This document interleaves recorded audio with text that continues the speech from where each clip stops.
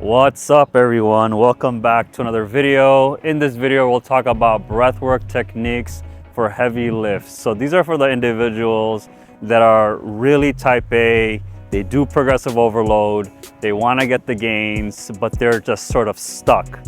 This is like my specialty. For every single man that approaches me, that wants to look like me, that wants to build muscles similar to me or just develop their own, this is the foundational activity that I make them do to them, for them to understand how muscle actually gets built and what you need to do before the muscle actually starts building.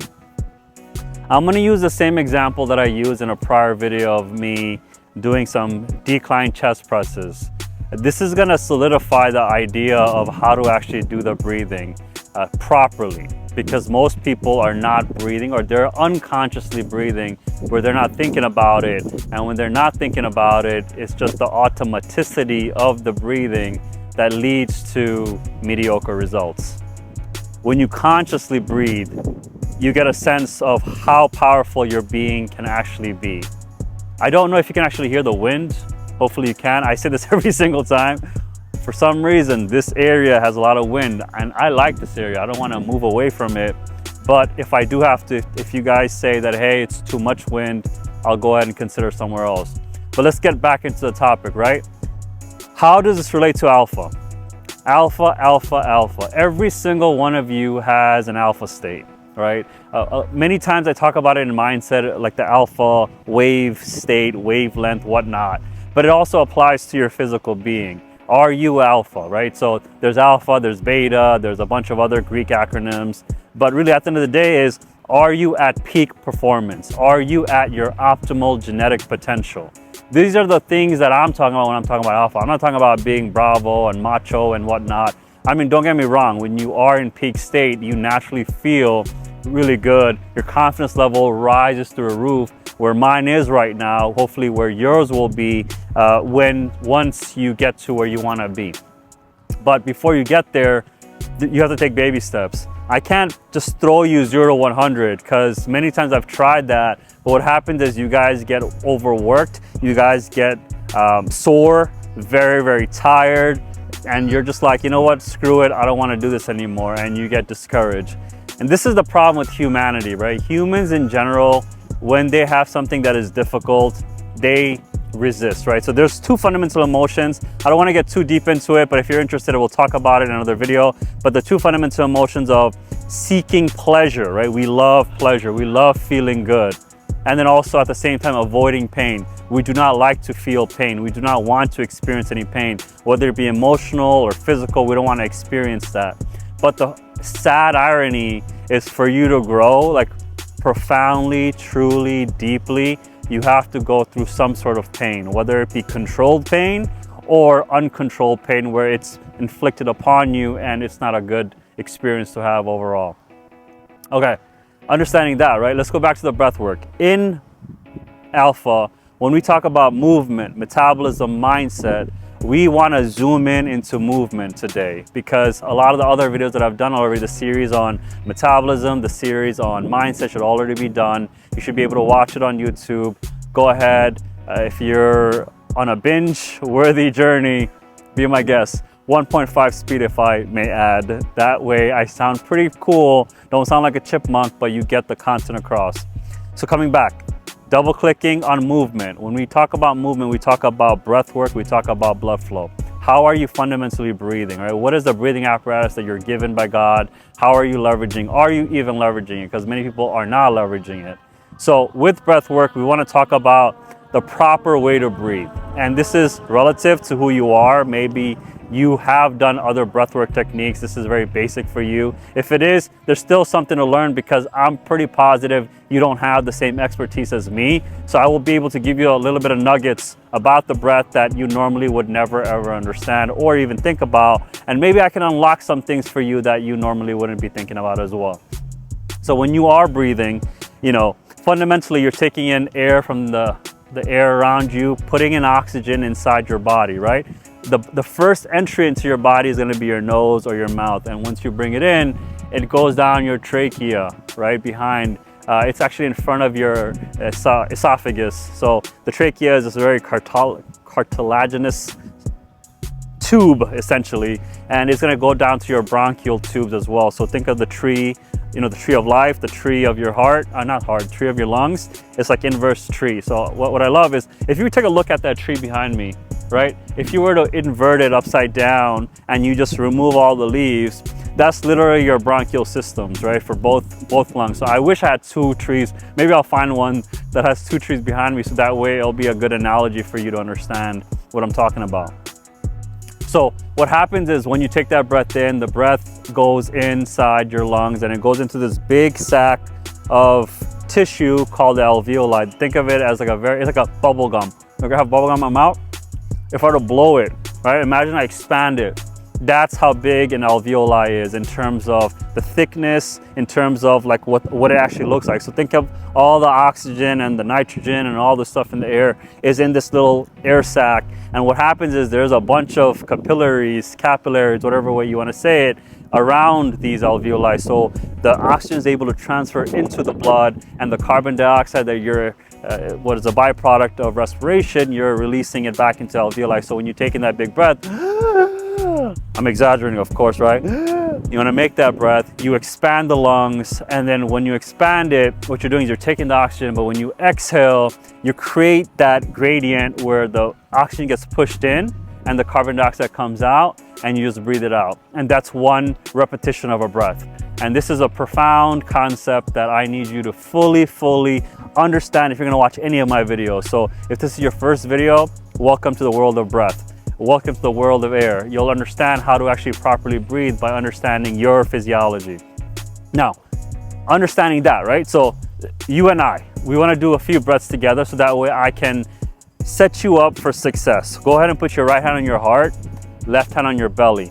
We wanna expand the belly, right? We wanna literally make it a big ass balloon, and we wanna rise the chest. We wanna make our rib cage go up so that way we can fully expand the lungs versus what normal people do, which is just breathe from the top of their chest, and it's very shallow and they're not really getting the oxygen that they need, and they feel tired and restless because they don't have that energy requirement. So what we wanna do is take 5 deep breaths. Let's start off with our heart and then put it in your belly. Go ahead and expand the belly, rise the chest, and let it go. I love this. Expand the belly, rise the chest,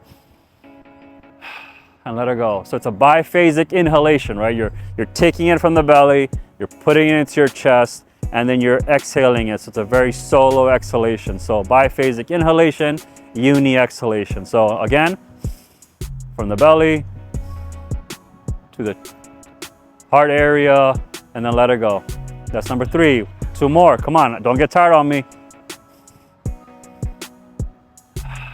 Last one, inhale from the belly, bring it up to your chest, and then let it go.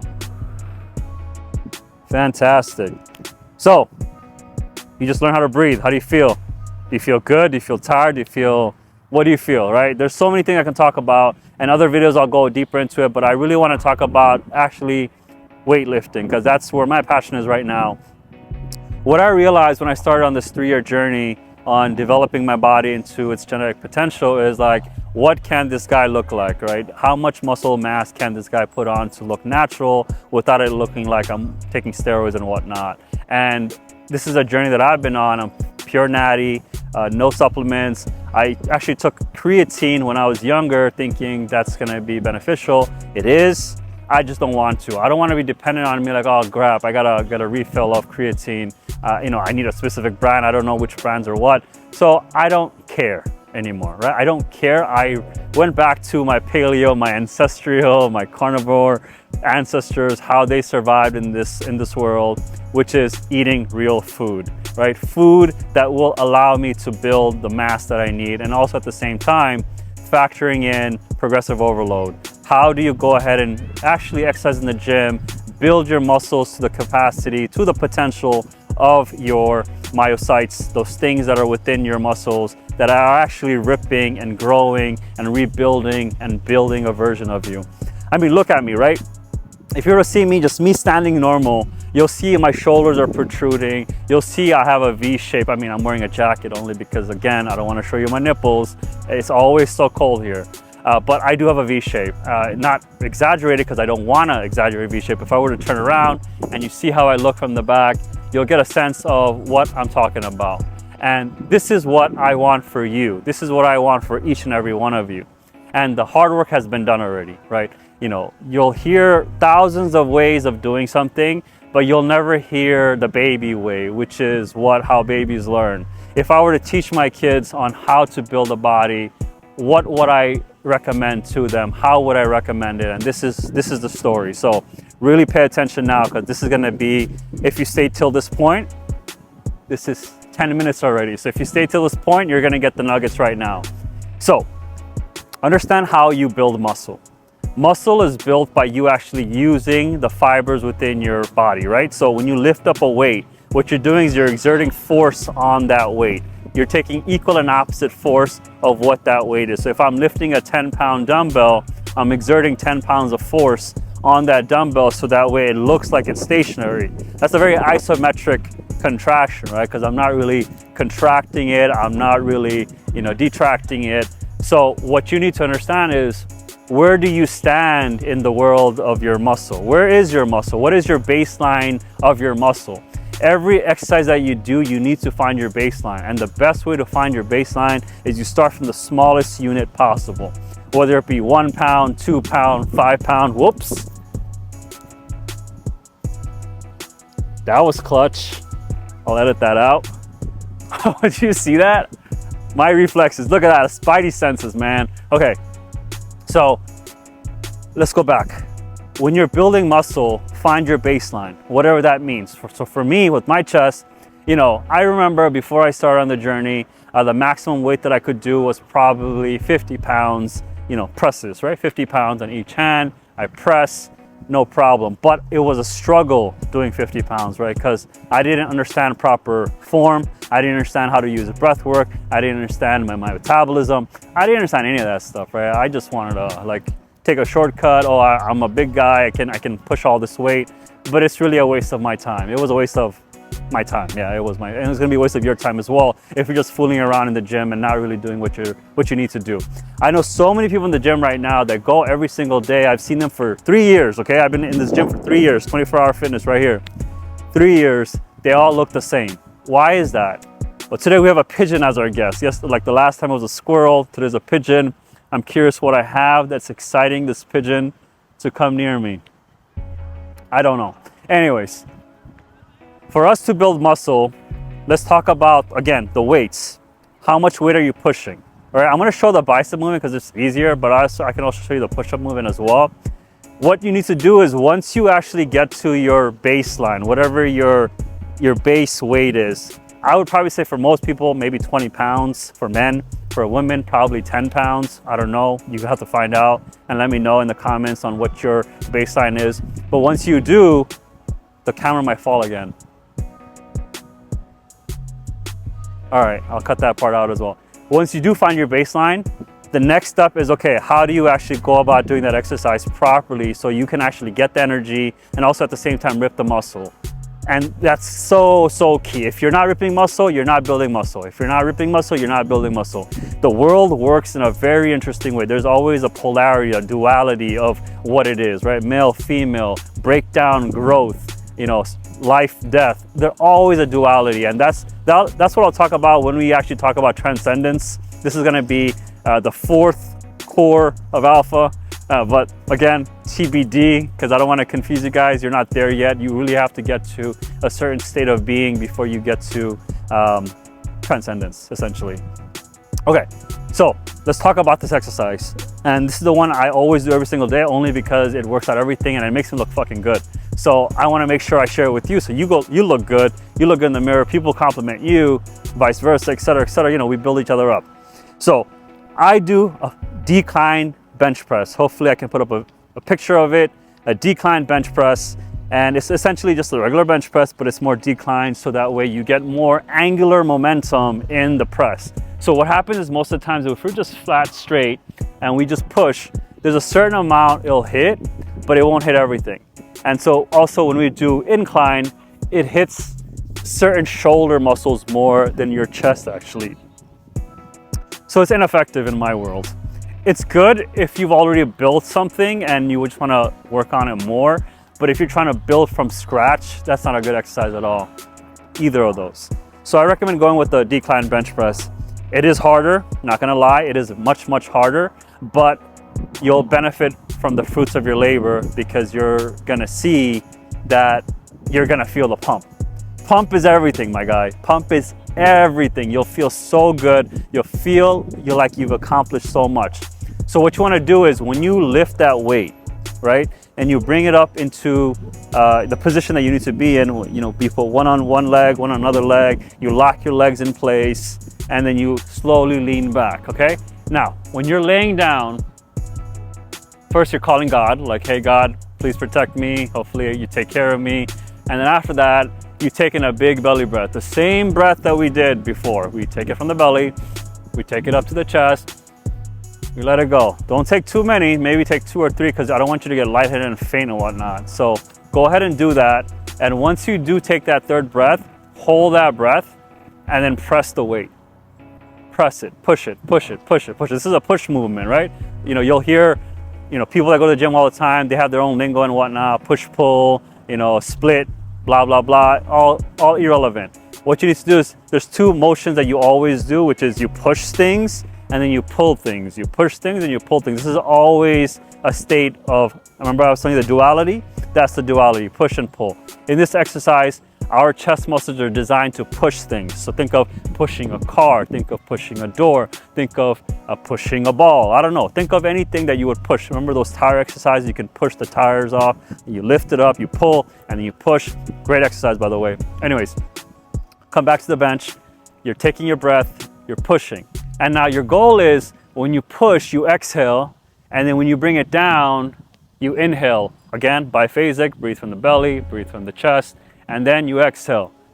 The goal is 3 sets, but 4 to 6 repetitions. That's the key right there, 4 to 6. And this is proven. Like you literally can look at the research and it's proven by me. I mean, anecdotally, I will 100% say that it works for me. And let me tell you why, what happens, the logic behind it. When you're able to do any exercise and you only do 4 of them, that tells you that your cells have not developed the ATP, the mitochondria, to actually push the weight. So what you're actually gonna have to do is keep doing the same workout over and over until you could do 6 repetitions. 6 is the golden number. I don't know why it is. You can do more, you could do less, but from my experience and working with other people to get them to where they gotta be, 6 is the magic number. It's not too little, not too much. If you do more, it's like overuse, right? The key thing here is we're trying to prevent overuse injury. People in the gym, like I had a guy today come to me and he saw me do some rotations with my shoulder and he said, hey, you have shoulder pain. And I'm just like confused. Why would you say that? And then he's telling me how he has shoulder pain, how it's been going for a while. And I mean, think about that, right? Like most people are not taking care of themselves until it's broken. The concept of if it ain't broke, don't fix it always applies. All this to say, 6 reps is optimal. If you could do 4, great. If you can't do 4, go down weight, go down weight. Keep going down weight until you could do 6 reps. Once you know you could do 6 reps of that weight, you're able to move on to the next weight. So if it's 20 pounds, if it's 22 and a half, great, 25, great. But you do not want to skip weights. This is for advanced people if you want to skip weights. But I think in the beginning, even if you're a jacked ass, swole ass dude, stick with the basic, my guy. You'll breeze through the basics and you'll go straight to advanced, but do not skip the advanced because do not skip the basics. If you do, you're looking at injury and you can't blame me. I told you all the time. Again, all the disclaimers and everything. So understanding that, right? Let's incorporate it all back together. We understand that when you actually do progressive overload, you're stretching the muscle to the point where it's going beyond the normal limits of how much you can actually push it. And so the muscle has to figure out, how am I gonna accommodate the new stress on the system? And so it will actually tear. And that's the key right there, because when you tear a muscle, there's a bunch of muscle satellite cells that are just hanging around, and they're like sensors. Satellite cells, they're just hanging around, and they're sensing like, hey, there's something wrong over there. So the beauty is, after you do the workout, you go home and you sleep and you eat right, you're gonna be rebuilding that muscle, and those fibers are gonna go thicker and stronger so you can accommodate it. At the same time, what's a little slow is the mitochondria buildup. Mitochondria takes a little bit longer to build because you're actually gonna be replicating mitochondrial cells. Mitochondria is actually a cell type. It's not like a piece of tissue or anything. It's actually another cell that you gotta build out. And so the only way you build out is through probably weeks and weeks of experience of you doing progressive overload. But you can tear your muscles easily by doing progressive overload. So the key, what I would recommend is, of course, do breath work throughout the whole exercise. Why? Because you'll get that oxygen, you'll give the muscle the ATP it needs, because again, you don't have the ATP naturally being generated by your mitochondria. That's the key right there. We want to supplement your oxygen because we want to give you ATP, because you don't have enough ATP, because you haven't built enough mitochondria, and it's all ties in together. When you do build a mitochondria, my guy, you're golden, because now you can push the next weight. Now let's talk about it from the perspective of what happened to me. So I've been pushing 90s now, and today was the first day where I was able to push 6 full reps for all 3 sets, right? That's very good for me, because now I know tomorrow or the next day, I'll be able to push 95s, no problem, probably hit 5 reps. I don't know if I'll hit 6, but of course, you know, God be with me. As long as He'll let me do it, I'm good. I'll go ahead and do that. Okay, let's all tie it back together. How can you leverage breath work for muscle gain, right? Progressive overload, get swole. You have to properly breathe, which is diaphragmatic breathing. You breathe from your belly, you bring it up to your chest, you exhale, you really get that blood flow going. There's a lot of other beautiful things that happen, but again, for your purposes for this video, I'm not gonna get into it. You can watch all my other videos to get that context as well. With that being said, guys, let's now conclude. I appreciate each and every one of you. I wanna see likes or dislikes because it gives me some sort of a metric, right? I don't know if I'm doing well. I don't know if I'm resonating with you. If I'm resonating, of course, give me a thumbs up. If I'm not resonating with you, give me a thumbs down. And probably let me know in the comments below on what you are not resonating with me. Am I not giving you good vibes? But at the same time, I wanna make sure you go ahead and subscribe to the channel, because I wanna know who's actually watching this stuff. If you enjoyed it, of course, go ahead and subscribe. But if you know anyone else that can value from this, definitely go ahead and share it, because they will benefit tremendously. They will thank you for allowing them to learn more about themselves without going the extra step. So with that, have a blessed day. Enjoy the Cali weather. I'll see you in the next one. Take care. Bye.